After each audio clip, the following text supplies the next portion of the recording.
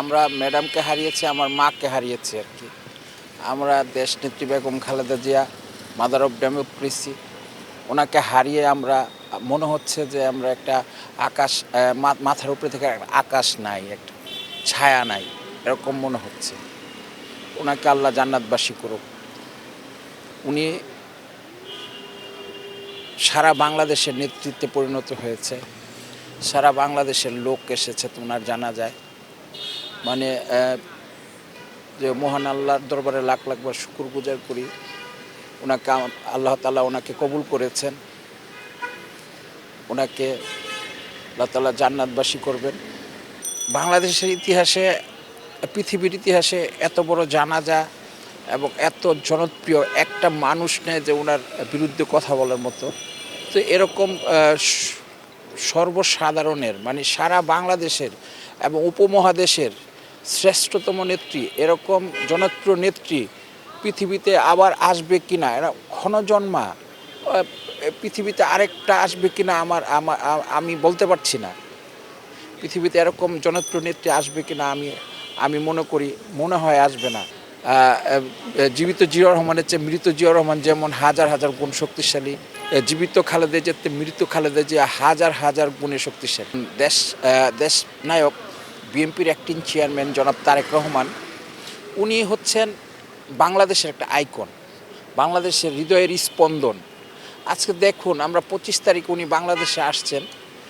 উনি তো যেতে পারতেন ওনার আম্মার আগে দেখতে, উনি কিন্তু মানুষের পালস বুঝেন। সেই অনুপাতে উনি আইসা আগে মানুষের কাতারে এসে মিশেছেন।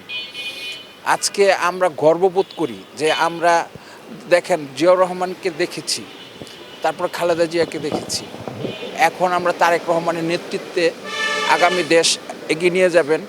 ওনার যে দর্শন, উনি যে 31 দফার যেই রাষ্ট্রীয় মেরামতের জন্য যে 31 দফা দিয়েছেন এবং আরও 8টি প্রস্তাব, যেটা আমাদেরকে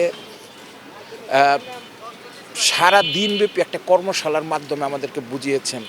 ফ্যামিলি কার্ড, তারপরে আপনার কৃষক কার্ড, এরকম তারপরে আপনার চিকিৎসা কার্ড, এই যে 8টা দর্শন উনি আমাদের বুঝিয়েছেন। এই জিনিসগুলি আমরা মানুষের মাঝে প্রচার করব এবং এই মানুষ যখন বুঝবে যে এই যে ফ্যামিলি কার্ডটা কী, কৃষক কার্ডটা কী, কেন দিচ্ছেন, এই যে প্রথমত উনি 50 লক্ষ মহিলা যারা হত দরিদ্র তাদেরকে একটা ফ্যামিলি কার্ড দিবেন। দরিদ্র মহিলারা এই 2500 টাকার মতো একটা এই কার্ডের মধ্যে টাকা থাকবে, লিমিট থাকবে, পরবর্তীতে এগুলি বাড়বে। এই 50,000 থেকে বেড়ে 50 লক্ষ থেকে বেড়ে 4.5 কোটি পর্যন্ত উনি দিবেন, এরও বেশি দিবেন। প্রত্যেকটা মহিলা যেন আপনি স্বাবলম্বী হতে পারে। এই বিএনপির একটা বিশাল দর্শন। কৃষকদের জন্য যে কৃষক কার্ড, কৃষকের যেই আপনার যে জমিতে চাষ করার জন্য যে সার, তারপর কীটনাশক ওষুধ, যেই সব জিনিসগুলো লাগবে এই কার্ডের মাধ্যমে ওনারা সুলভ মূল্যে পাবেন। হ্যাঁ, তারপরে গিয়ে যে কৃষকদের যে ন্যায্য মূল্যে যাতে ওনাদের সবজিগুলি এবং এগুলি বিক্রি করতে পারে সেই জন্য একটা ব্যবস্থা থাকবে। এবং আপনার সবচেয়ে আমার কাছে যে জিনিসটা সবচেয়ে আশ্চর্যের মতো মনে হয়েছে, যেমন শিক্ষা খাতে উনি করবেন। শিক্ষা খাতে যেমন আপনার 3টা বিষয় উনি উল্লেখ করেছেন।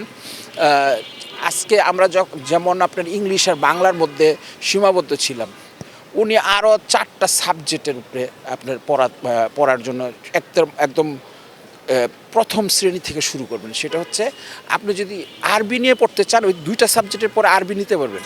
আপনি যদি কোরিয়া, জাপান বা চাইনিজ ভাষা শিখতে চান সেটা আপনি করতে পারবেন। ইউরোপীয় ভাষা শিখতে চান সেটাও করবেন। এই যে একটা ভাষা, মানে 2টা সাবজেক্টের পর আরেকটা ভাষা আপনার শিখতে হবে। দেখেন ওনার দূরদর্শিতা দেখেন। যেমন যদি আপনি আরবি শিখেন, তাহলে আপনি সৌদি আরবে চাকরি করতে যাচ্ছেন, মিডল ইস্টে আপনি চাকরি করতে যাচ্ছেন, কিন্তু আপনি ভাষা জানেন না। যখন আপনি ছোটোবেলা থেকে আরবি সম্বন্ধে আপনার টোটস্থ হয়ে যাবে, তখন আপনি সৌদির রাষ্ট্রীয় কাজে আপনি ব্যবহার করতে পারবেন। তখন আপনার বেতন বাড়বে। যখন আপনার ভাষা, জাপানে যখন আপনার ভাষা বুঝবেন, তখন আপনার বেতন কয়েক ডবল বাড়বে। হ্যাঁ, তদ্রূপ ইউরোপে আপনি যাবেন, ইউরোপের ভাষা বুঝলে আপনি আরও বেতন বেশি পাবেন, সরকারি কাজও পাইতে পারেন। তো এইসব দর্শন, আরেকটা জিনিস আমার কাছে খুব অবাক লাগছে যে পরিবেশ ব্যাপার উনি যে বিষয়গুলি বলেছেন, যে উনি বলছেন যে শীতলক্ষার পানি আর বুড়িগঙ্গার পানি দিয়ে আপনি খাইতে পারবেন, এরকম সিচুয়েশন উনি করবেন। উনি আরেকটা জিনিস, উনি কত গভীরে খবর রাখেন। উনি বলছেন যে সাভারে যে শিল্প কারখানাগুলি হয়েছে, এই শিল্প কারখানাগুলির যে বজ্র আছে, এগুলি যে ইসের মাধ্যমে, বোরিংয়ের মাধ্যমে মানুষ মাটির তলে এই কেমিক্যালগুলি রাখছে। এতে করে যখন নাকি আপনার নলকূপ বসাতে চাচ্ছে সাধারণ মানুষ, তখন থেকে কেমিক্যাল বের হয়ে আসছে। উনি এটা খুব শঙ্কিত যে এরকম চলতে থাকলে তো ওইখানকার ভূমি নষ্ট হয়ে যাবে। হ্যাঁ, তার জন্য উনি এই বিষয়গুলি পরিবেশের উপর খুব জোর দিবেন, এবং এই শীতলক্ষা এবং আপনার এই বুড়িগঙ্গার যেই নিচের কয়েক মিটার পর্যন্ত পরিষ্কার করে, এটা হচ্ছে লন্ডনের যে ট্রামস নদীর মতো, হ্যাঁ, আপনার এই নিষ্কাশনটা করবেন, যেমন ওইখানে পানি খাওয়া যায়। এরকম যদি কোনো রকমের ভুল ধরতে পারে বা পানিতে কোনো ক্ষতি হয়, তাহলে জরিমানা দিবে সরকার, এরকম সিস্টেম। ওনার যে দর্শন, যদি আমরা ওনার হাতকে শক্তিশালী করি, আমরা যদি এই বিএনপির নেতাকর্মী বা এদেশের সাধারণ জনগণ এই দর্শনগুলি নিয়ে যদি কাজ করে, মানুষকে বুঝায় যে উনি এই করতে চাচ্ছেন, উনি এইসব বিষয়গুলো। আরেকটা জিনিস, যে ক্রীড়া বিষয়ে আমার কাছে আরেকটা জিনিস খুব, যেমন এই 8টা বিষয় 8টা লোক দিয়ে আপনি বুঝিয়েছেন সে সারাদিন ব্যাপী।